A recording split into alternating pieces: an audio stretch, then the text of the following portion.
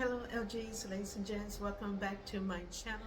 Welcome back to my channel. This is Nicole at the Ladies Place, and this is my new place here in Panama City, Panama. Welcome to the new Ladies Place. Anyway, I wanted to come in real quick, and as I'm going through this process myself right now, I thought I would come in and share with you guys the benefits of having in place your living will and your living trust. I know this is something a lot of people do not want to talk about, and the best time to do so is while everyone is happy and healthy and going about their day, not when you're in the hospital on your deathbed. Okay, so this is the time to actually put this in place, but it's very important to have.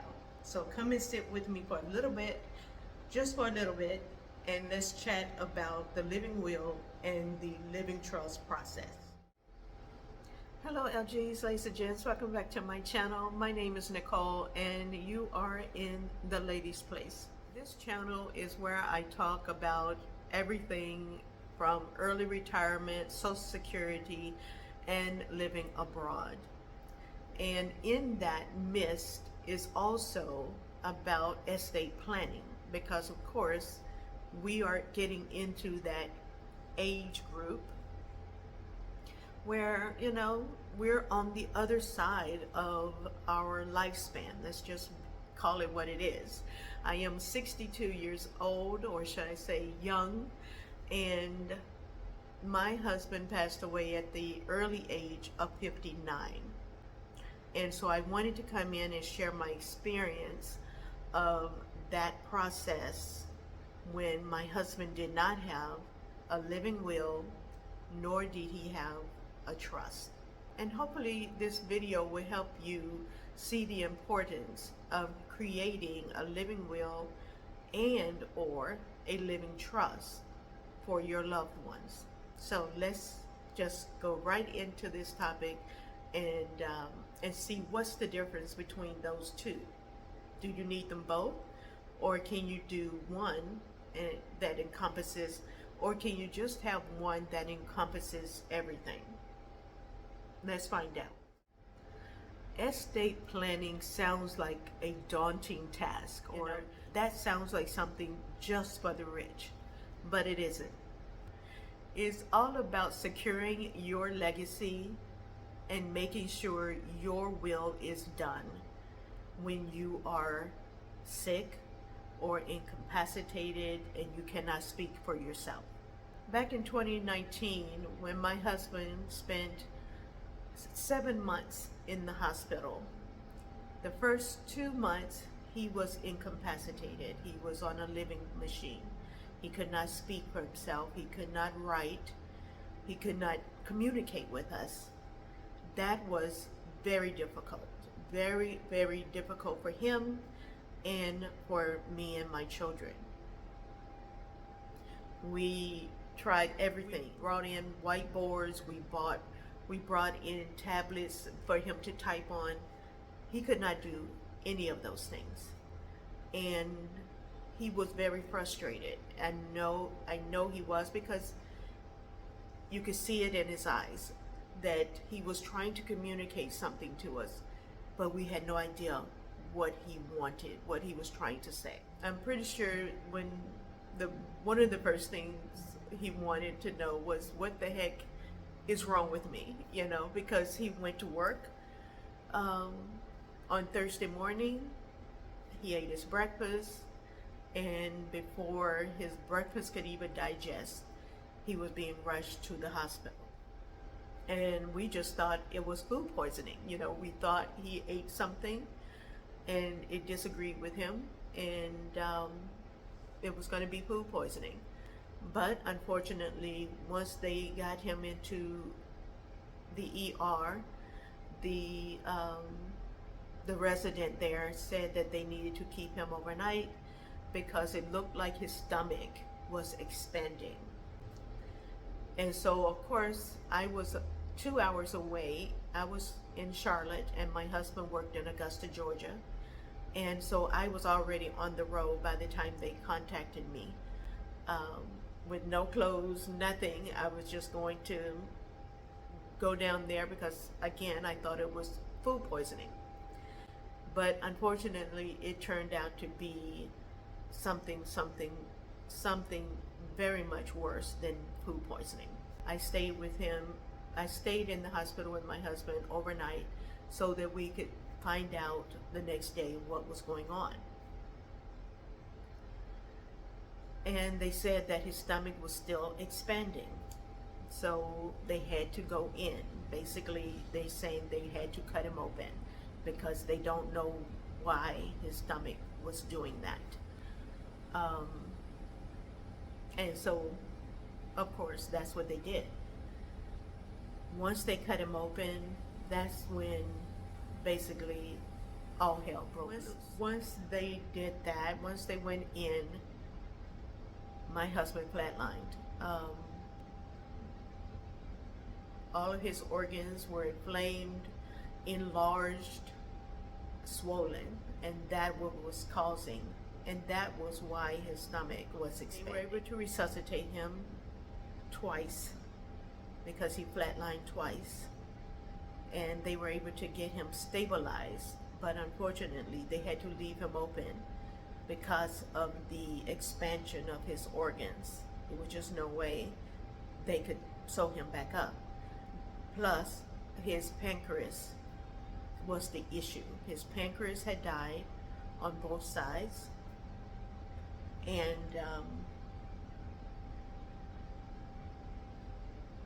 because of that, the enzymes that lives within the pancreas had spilled out into his stomach cavity and basically was eating him alive, because the enzymes that's in our pancreas, its job is to chew up anything that comes within its path, and that's what it was trying to do with his organs. And so my husband was put on a ventilator. He was also given a trach in his throat, because they had to open up his airway. And once they did that, he was no longer able to speak. After a couple of days, once they got him stabilized, he was basically on a machine that was helping him to stay alive.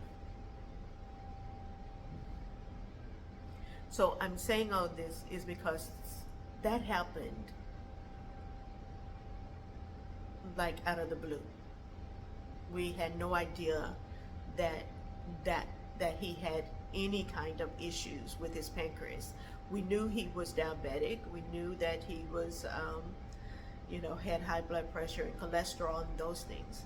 But we had no idea that it was at such an advanced state that his pancreas died and no one knew about it. He was okay, but anyway, I don't want to get into all the medical jargon and all of that, but I just wanted to let you know how fast my husband went from being pseudo healthy, of course with diabetes, all right, but on a life support. It was just that quickly. It happened just that fast. And needless to say, he did not have a living will. He did not have a will at all. He did not have living trust or anything of that nature. And so once my husband passed, 7 months later, it went to the courts. I mean, of course, my name was on. Oops, sorry, my camera is going crazy because I'm talking with my hands and it's trying to keep up. Okay, so, but of course, the house was in both our names, so I didn't have to worry about having to sell the house or even giving up my home. The home came to me, so that was an easy part. But anything that was in his name only, because we did have it set up that he had his own bank account, I had mine, and we also had a joint bank account. And so anything that was just in his name, like his car, his bank account, any credit and bills of that nature that was strictly in his name, all of that was considered part of his estate. His estate.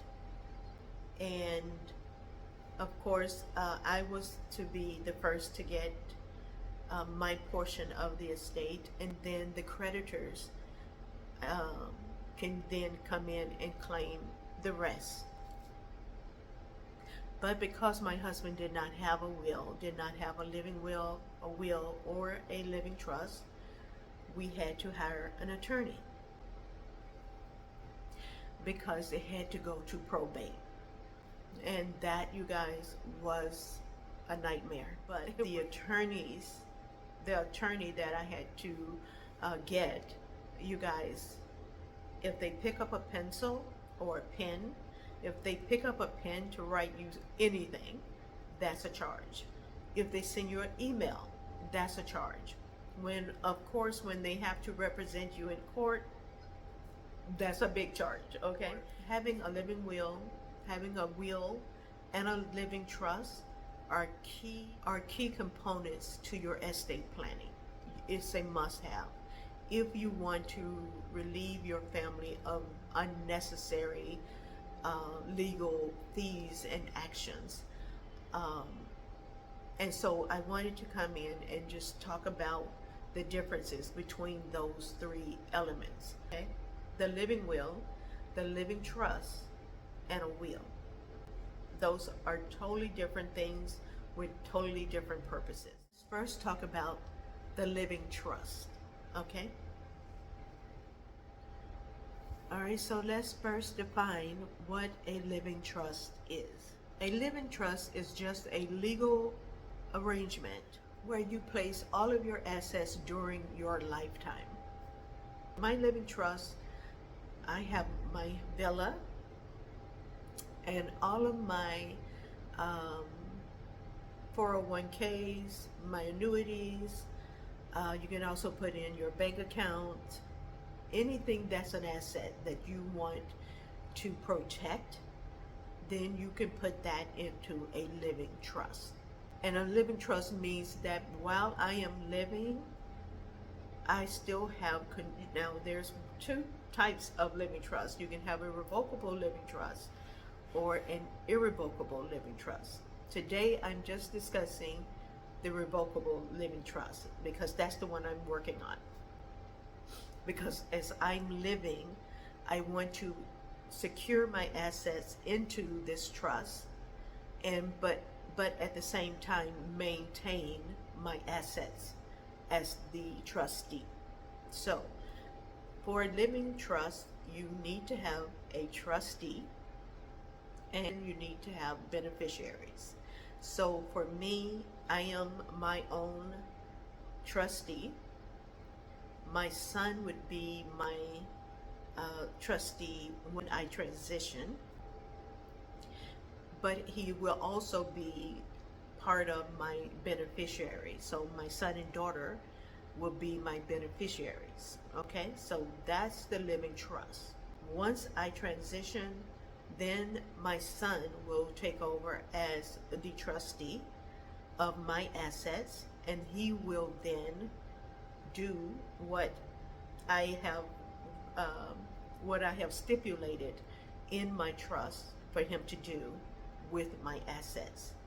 Okay, so just to make it really nice and simple. Once I create my living trust and fund it, which means I'm putting those assets into the living trust. Don't just think that once you create the living trust on paper then that is all you have to do. You still have to fund the living trust. It has to have value, and the value comes in when you fund your living trust. That means I have to put the deed of my villa, which I own, into the living trust. I have to transfer my deed from my name to the trust name.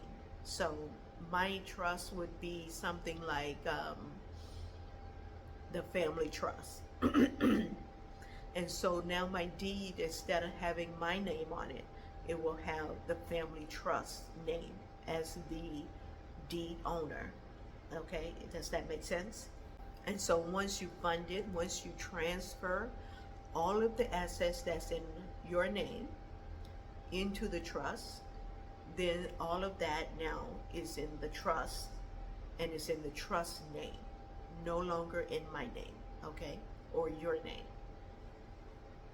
Now you're probably wondering, why do I need a living trust? Well, the biggest advantage of a living trust is that you avoid probate. Like I said earlier in the video, it's a headache. It is tedious, it's costly, and it takes months, maybe even years, before your beneficiaries receive their what you wanted them to have, right? A living trust will avoid probate. And that's one of the biggest things, or the biggest reasons that you want to have a living trust in place. Another thing is that living trust is secret. It's in private. It is not a public record. Trust is private. No one knows what assets you have. No one knows who gets what, when, and where, okay? So it's a lot more private than just a will, because a will has to be made public. So that's another advantage if you don't want your information out there for the world to know. Having a revocable trust means that I can modify it as I see fit. It's not set in stone. Whereas a irrevocable trust is, once it's created and signed and notarized, that's what it is. No more changes, no more modifications.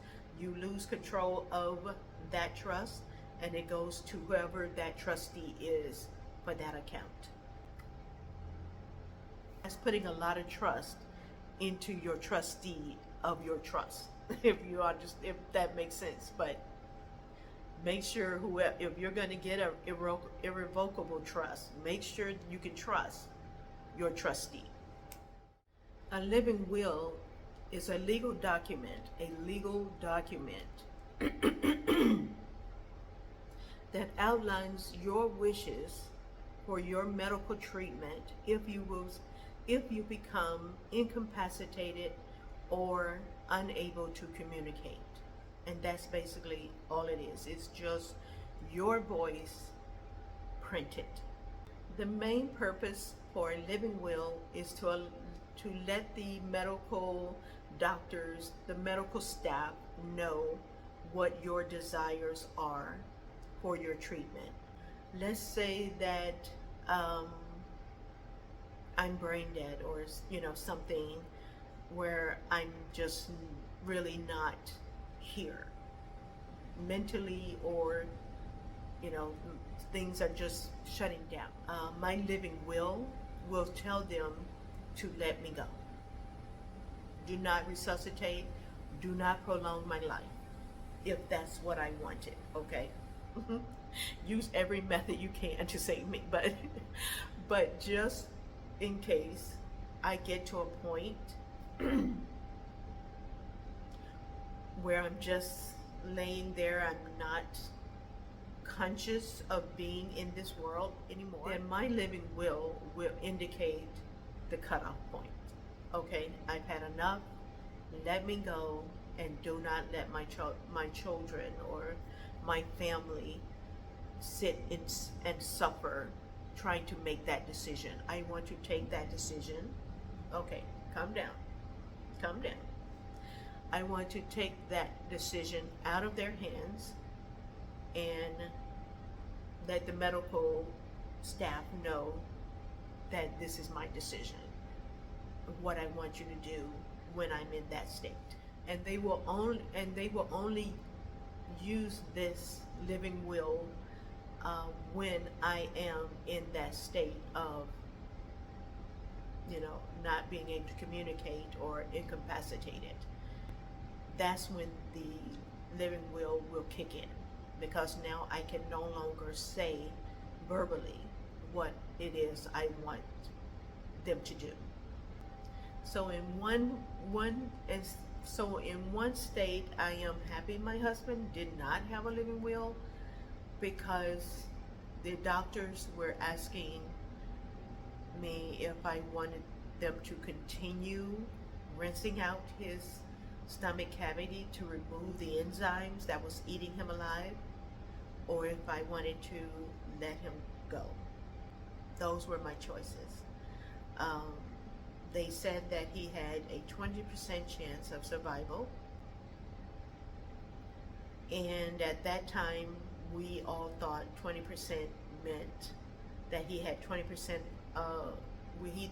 We all thought that meant 20% surviving the process that they were going to have to do, not that he wasn't going to make it.